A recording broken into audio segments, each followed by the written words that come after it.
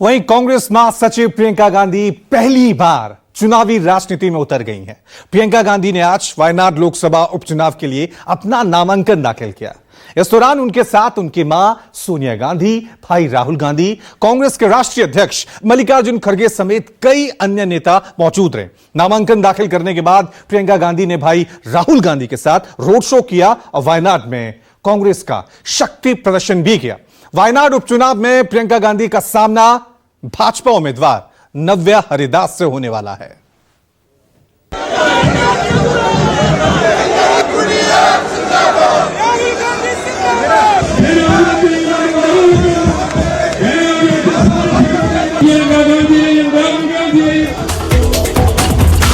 बैगनी साड़ी, केसरिया, सफेद और हरे गुब्बारों की उड़ान, ढोल नगाड़ों के थाप से गूंजा आसमान। नामांकन करने पहुंची प्रियंका के स्वागत में उमड़े जनसैलाब ने बता दिया कि गांधी परिवार से वायनाड का रिश्ता कितना खास है।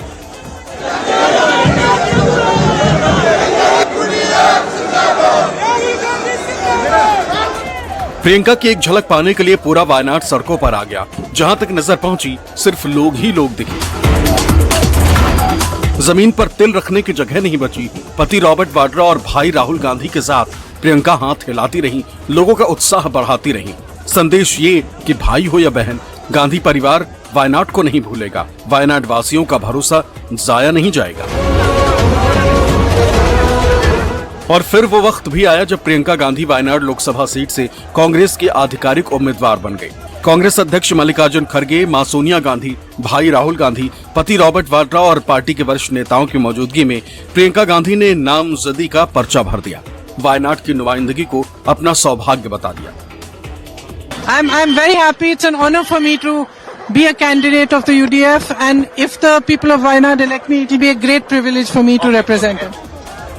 वायनाड लोकसभा सीट पर यूडीएफ की तरफ से कांग्रेस के उम्मीदवार बनकर पहली बार चुनावी मैदान में उतरी प्रियंका गांधी का मुकाबला एलडीएफ के सत्यन मुकेरी और बीजेपी के भाजपा की नव्या हरिदास से है। हालांकि बीजेपी उम्मीदवार नव्या हरिदास गुरुवार को अपना नामांकन दाखिल करेंगे, लेकिन वो अभी से ही चुनाव प्रचार में कूद पड़ी।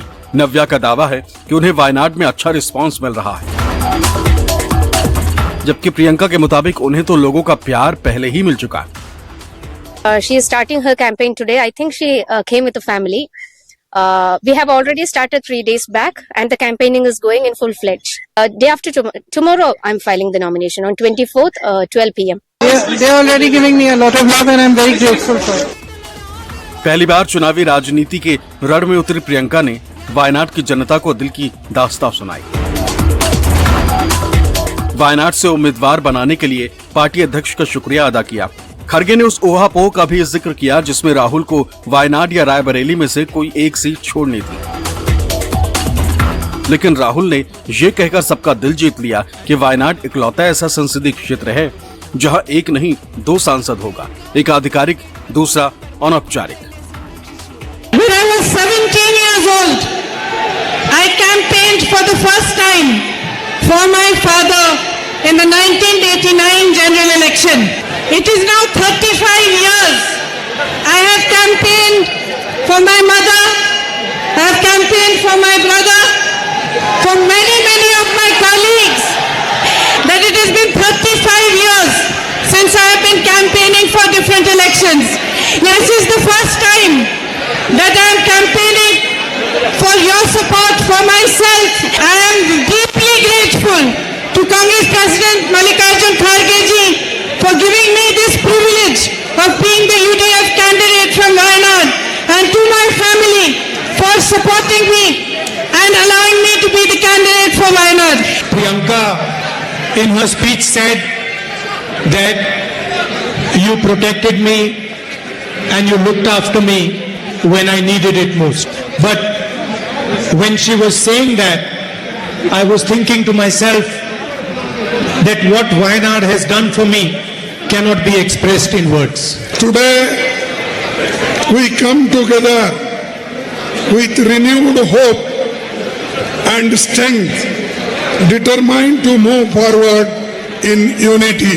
I clearly recall when Rahulji made the decision to retain Raebareli, Srimati Sonia Gandhi's constituency, then he was thinking what is to be done.